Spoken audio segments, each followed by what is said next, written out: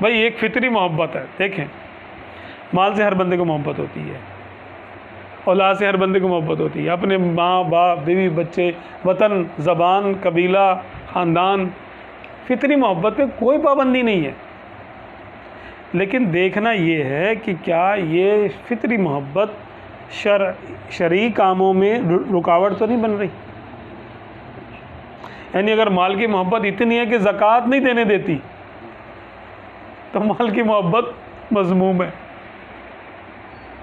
और अगर इतनी नहीं है लेकिन इतनी नहीं है कि ज़कात से रोक दे, तो अब ये अवामुन्नास की हद तक जो है ना मज़मूम नहीं है, अगरचे सालिकीन के लिए ये सही नहीं है। वो तो कहते हैं भाई माल हो या ना हो, माल रखो या ना रखो, जेब में हो अगर हो तो, दिल में ना हो। अगर दिल में माल है तो वो कहते हैं जहर है। यही तो जहर है कि हुब्बुद दुनिया रासु कुल्ली खतियात, दुनिया की मोहब्बत हर खता की जड़ है।